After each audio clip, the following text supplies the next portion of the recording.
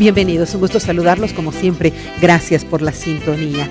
Los días miércoles dedicamos nuestro programa exclusivamente a aquellos hombres y mujeres que en un trabajo intelectual muy interesante deciden plasmar todo su conocimiento, su formación en un libro que nos permite tenerlo como material de consulta, trabajarlo, disfrutarlo. Lo que decía yo siempre, ¿no? ¿Qué diferencia? La televisión y la radio no nos dan ese privilegio, disfrutar de un buen libro, de aquel trabajo intenso que hacen investigadores para darnos material ya elaborado, ya casi masticado, para que nosotros tengamos solo datos, estadísticas y muy buenas y muy importantes argumentaciones, nos ayuda mucho en nuestro crecimiento.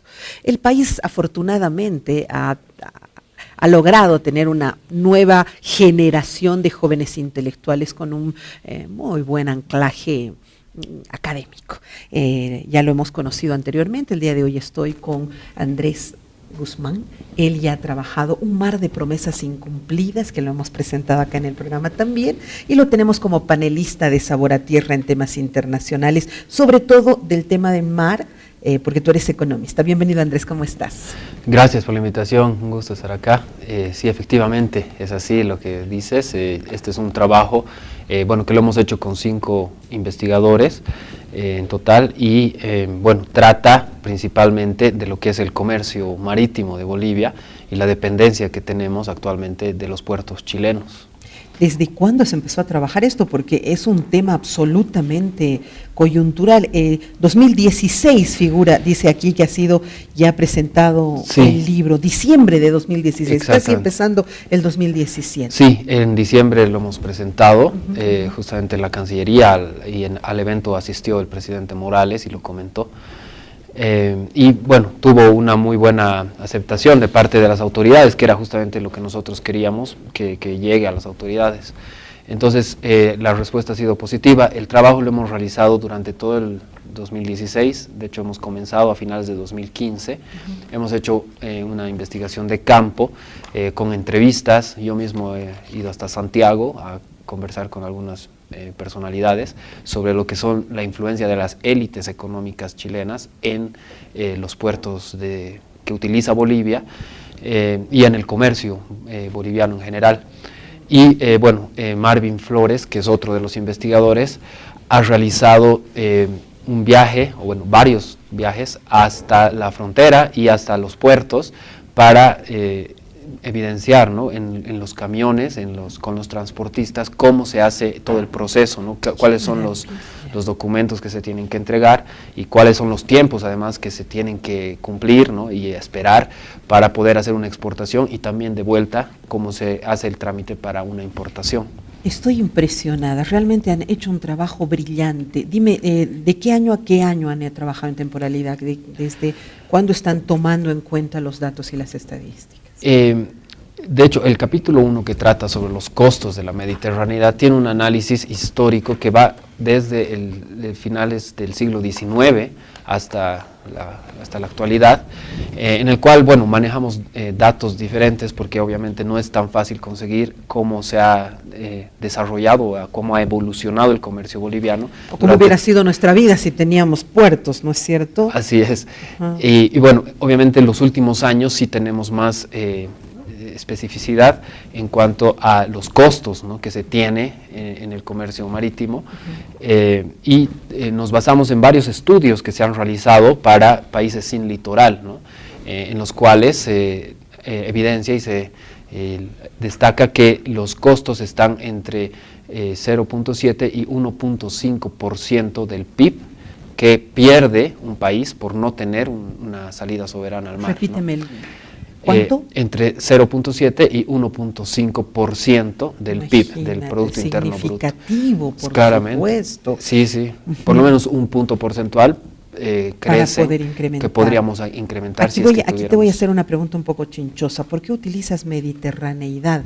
Yo estoy trabajando esta tesis y yo decía, no, mediterraneidad no me parece el término adecuado, tendría que ser enclaustramiento. Exacto. Porque nosotros no hemos nacido mediterráneos. Es uno de los temas que hemos debatido Con el grupo, que son Daniela Gramont, sí, José Pérez Cajías, Rodrigo Fernández, Marvin Flores y mi persona, ¿no? Que bueno. 5. Ya, no soy la única rayada que habla del tema, ya. No, claramente, cuando nos referimos a mediterraneidad hablamos de todos los países sin litoral, no nos estamos refiriendo específicamente al caso de Bolivia, que efectivamente es un país que ha sido forzadamente enclaustrado. Correcto. Y es como, de hecho, Bolivia lo ha manifestado, ¿no? Cuando Bolivia suscribió la declaración de 1965 de los países sin litoral, dejó en claro, mediante una reserva, que Bolivia no es un país naturalmente mediterráneo, sino que ha sido forzado y que está temporalmente enclaustrado. A mí me preocupa el manejo constante de ese concepto desde nuestras autoridades hasta nuestros periodistas, en fin, porque estaríamos casi apoyando la teoría chilena de que nosotros siempre tuvimos siempre fuimos mediterráneos, esa es la correcta. Nosotros hemos sido enclaustrados, nos han encerrado. Exacto. En realidad, ¿no es cierto? Es importante hacer la diferencia porque el concepto de mediterraneidad habla de un estado naturalmente sin litoral, ¿no? Que nació sin litoral, ¿no es cierto? Y no es el caso de Bolivia. No es el caso de Bolivia. La dependencia de Bolivia del Océano Pacífico para su conexión con el mundo. Así es. Fantástico. Es otra realidad incómoda que tenemos. Sí, ese es el capítulo 2, ¿no? Que habla sobre la dependencia que tenemos del Océano Pacífico, y eso se ha hecho además evidente en el último tiempo por los paros que tenemos que sufrir de aduanas, ¿no?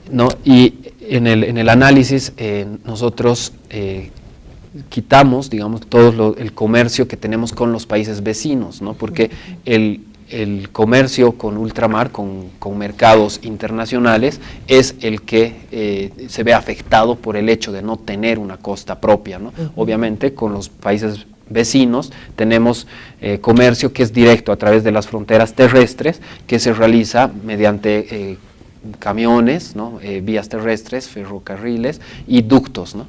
Entonces, quitando eso, quitando lo que es el comercio con los vecinos, encontramos que más del 80% de nuestro comercio pasa por Chile, ¿no?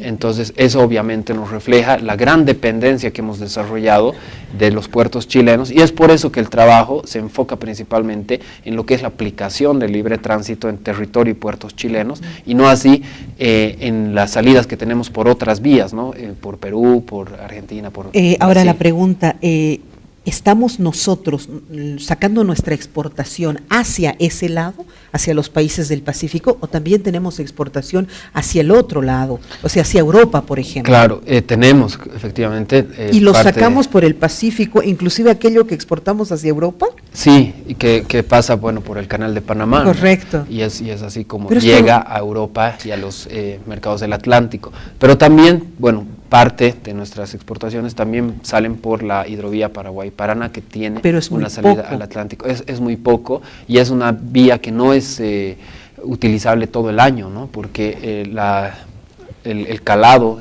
el nivel del agua varía en el año, en las estaciones del año, y no es navegable todo el año. Entonces, por eso no podemos utilizar esa vía tan expeditamente como si lo hacemos por los puertos chilenos actualmente. Me parece una cosa tan absurda que después de tantos años sigamos siendo dependientes de ese puerto y dependientes del Pacífico. Exactamente. Cuando, por ejemplo, es Santa Cruz el mayor productor de soya y el mayor exportador de soya, y de manera natural tendría que pasarse hacia Puerto Buch para salir, por ejemplo, a Europa, pero sigue haciendo este camino, este recorrido un poco ilógico.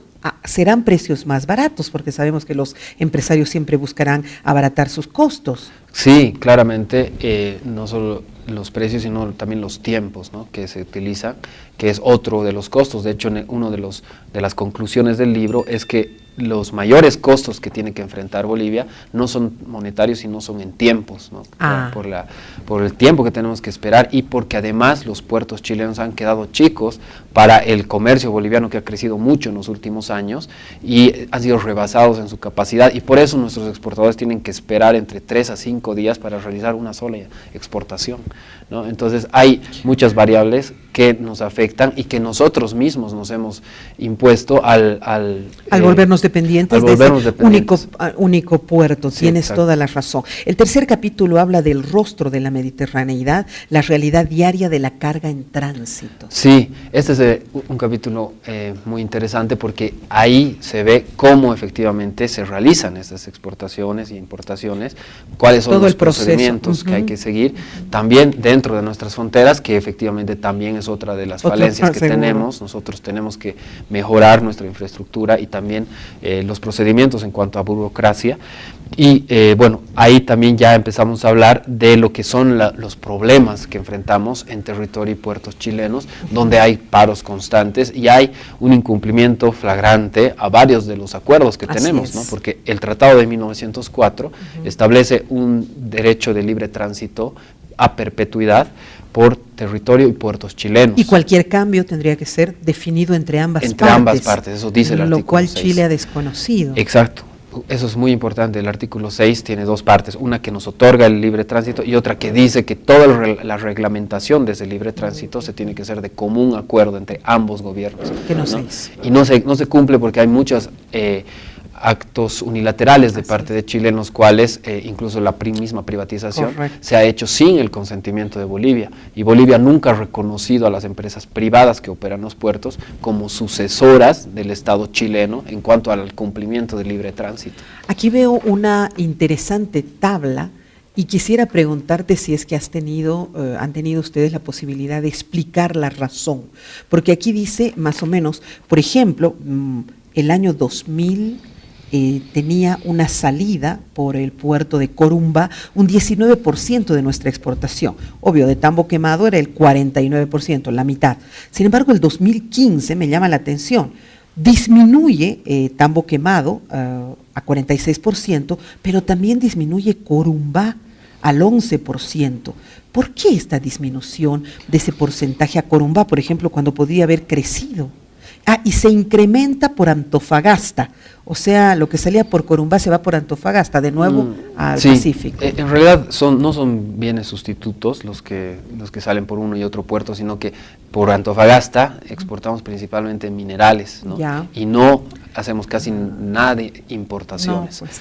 En cambio, por Arica exportamos granos, también algo de minerales y otros productos manufacturados que salen principalmente por Arica, y nuestro principal puerto de importación efectivamente es Arica, ¿no? Por donde entra más del 83% de los productos que Bolivia consume. Entonces, dependiendo del puerto o del lugar del que estamos hablando, también varían los productos, ¿no? Y estas diferencias se producen también en relación a las fluctuaciones de los precios internacionales y de la misma demanda, ¿no? Entonces, hay variables obviamente que considerar para analizar por qué han cambiado los flujos en uno y en otro, pero lo evidente y lo claro es que hay una muy alta dependencia de los puertos chilenos. Así es. ¿no? Más allá de las especificidades. Aquí hay un punto que me parece fundamental y quisiera que me cuentes un poco cómo han llegado y qué han hecho para lograr toda esta información. Idoneidad y condición de la infraestructura, y es que hablan ustedes hasta de las carreteras, hablan del propio puerto, del acceso y sostenibilidad del ferrocarril Arica-La Paz. Uy, qué tiempos, la privatización de los puertos, en fin, haces un abordaje fantástico del puerto de Arica, exclusivamente de Arica. Sí, bueno, principalmente de Arica porque es uno de los que más utilizamos, pero también hasta de la burocracia, hablan de la aduana, qué maravilla. Hemos hecho estas visitas y entrevistas en Arica, Iquique y Antofagasta, ¿no? Que son los puertos que más utiliza Bolivia, los puertos chilenos.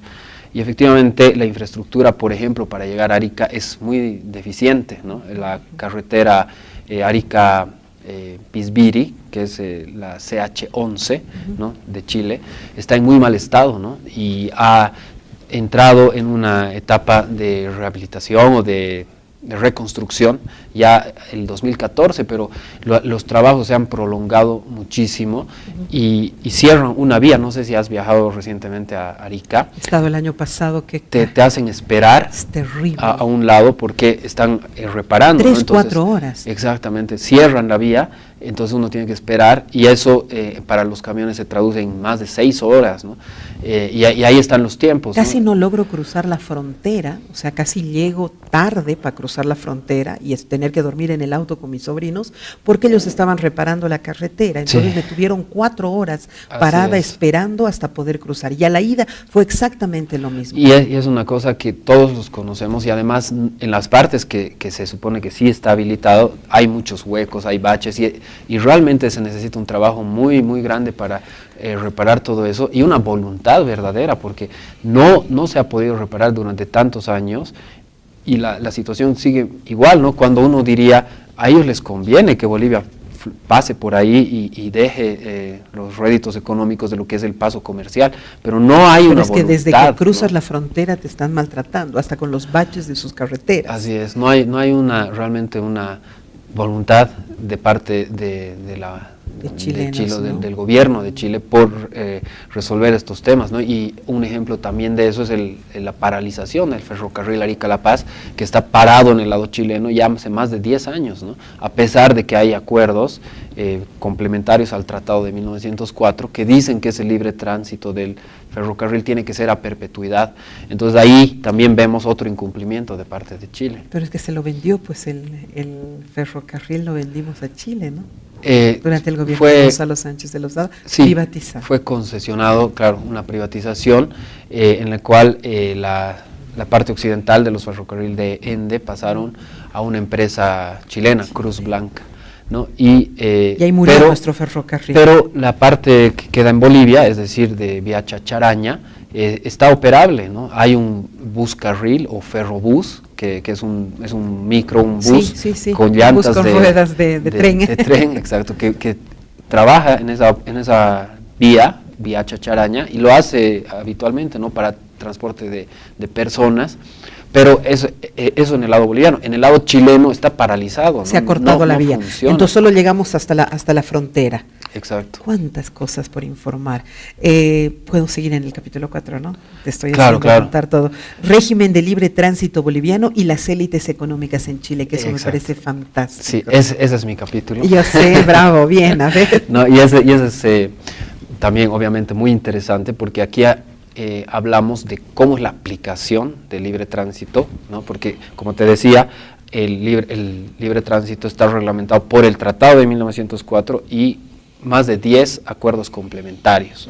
Entonces, la aplicación verdadera en la realidad de esos tratados no se cumple a cabalidad, ¿no? Y hay varias deficiencias, y ahí el artículo, el capítulo, habla, ¿no?, en específico de cuáles son los incumplimientos, bueno, principalmente los paros, en el cual vemos que Chile es justamente el país que más paros concentra en toda la región, ¿no? Hay un estudio de la CEPAL que indica que de todos los países latinoamericanos, Chile concentra el 46% de los paros portuarios, ¿no?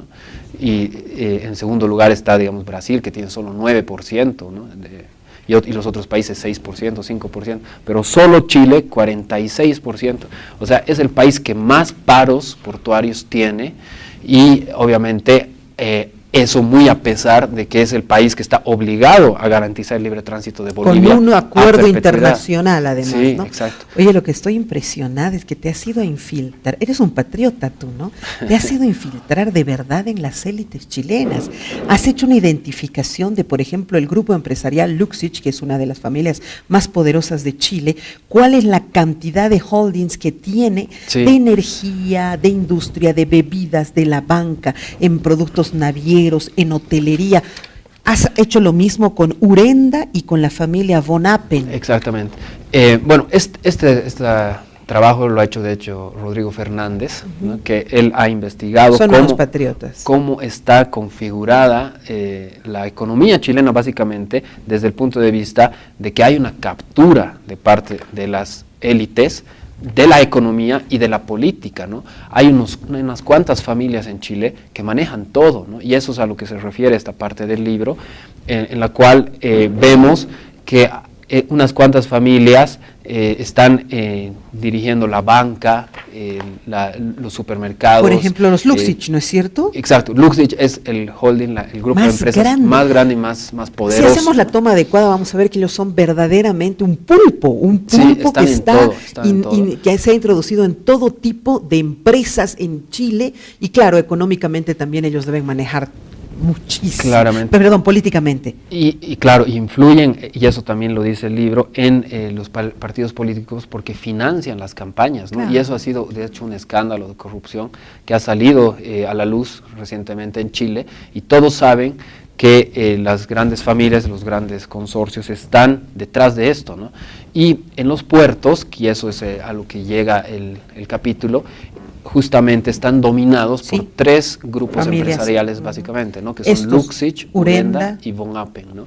Que entre esos tres tienen la concesión de los puertos de Arica, Iquique y Antofagasta. En esa privatización reciente que se ha hecho. Sí, claro, desde principios de este siglo, ellos han obtenido en concesión lo que es los puertos, y como son los mismos grupos que manejan los tres puertos, también obviamente pueden tener una fijación de precios de acuerdo a lo que a ellos les conviene, ¿no? Y obviamente están lucrando con lo que es el enclaustramiento boliviano. A ellos les conviene mucho que Bolivia permanezca de esta manera porque genera mucho flujo comercial. Estos son los culpables. Aquí estoy viendo, es impresionante, estos Urenda manejan la terminal portuaria de Arica, sí. Iquique la terminal internacional, Antofagasta la terminal internacional, la sociedad Talcahuano de la terminal portuaria Sociedad Anónima, los aeropuertos en Chile, ellos manejan los aeropuertos de Chile. Estos son unos monstruos. La Compañía Chilena de Navegación Interoceánica, el Consorcio Aeroportuario Sociedad Concesionaria, Arenas, Calma, La Serena, Magallanes, Santiago, el túnel ferroviario Argentina-Chile. Exactamente. Esto es uno, he leído solamente esto que está acá abajo. Sí, el grupo Urenda está muy metido en el tema del transporte, ¿no? Y de puertos, de infraestructura, incluso de empresas navieras. Entonces, ellos controlan básicamente mucho de lo que se relaciona con el comercio marítimo boliviano. El grupo Luxich, además de eso, tiene minería, ¿no? Que es su fuerte. Pero si es que está en la banca, en los estos supermercados, tienen inmobiliarios, hotelería, los Luxich. Sí, tienen todo. Y el poder, ¿no? que tienen sobre el gobierno es increíble, porque realmente pueden decidir, ¿no? Son los dueños del país. Estas tres familias son los dueños de Chile. Sí. No existe eso aquí en Bolivia, y unos cuantos más. No existe aquí, ¿no? Claramente no, y de hecho, como lo dice el libro, en Chile esto se acentúa mucho más que en otros países, ¿no? Se marca más porque hay unas desigualdades económicas importantes y porque el sistema les ha permitido a estas familias enriquecerse, ¿no? Desde la dictadura, ¿no? Y la aplicación del modelo neoliberal en Chile, se les ha dado muchas facilidades a unas cuantas familias para que puedan enriquecerse y puedan también mantener ese nivel de poder, ¿no? que tienen. Me has dejado impresionada, porque uno entiende eso de que el 2% de la población del planeta maneja el 80% del dinero del planeta, y no lo logras comprender, no aterrizas en el concepto. Sí. Pero cuando ves esto de Chile, te das cuenta que digamos que 6 familias chilenas manejan la economía de todo Chile, y la política y todo pasa transversalmente por las manos de ellos. Así es, ¿no? Influyen en los precios, ¿no? que nosotros tenemos que pagar. Entonces hay efectivamente una clara incidencia de estos grupos y del efecto que tienen, y incluso otra de las revelaciones que encontramos ahí, porque yo fui a Santiago y me entrevisté con personas que analizan estos temas, ¿no? de la concentración de la riqueza en Chile. Académicos también de universidades. Claro, ¿sí? Exactamente. Varios académicos, historiadores y sociólogos también, ¿no? que analizan estos temas desde el punto de vista económico también, y me decían, con Bolivia no hay mucho interés de parte de las élites por perjudicar o hacer nada, pero efectivamente ellos sí controlan los puertos. Pero, por ejemplo, con el Perú sí hay muchos intereses, porque hay grandes inversiones de estos consorcios importantes en Perú y de los peruanos también en Chile, ¿no? Entonces, por esa razón, cuando Perú demandó a Chile en la Corte Internacional de Justicia, y ganó, ellos decidieron mantener lo que fue la política de las cuerdas separadas, ¿no? Para mantener encapsulado el juicio en La Haya y mantener una buena relación comercial y económica durante todo el juicio. Pero eso de que no le interesa mucho Bolivia, no sé, porque Bolivia atraviesa, mira cuánto, 90% de nuestra carga está pasando por sus puertos. En la parte del comercio sí, pero no en el tema de las inversiones y el comercio mismo entre ambos países. No somos muy atractivos para nadie. Y por eso, cuando Bolivia demandó a Chile,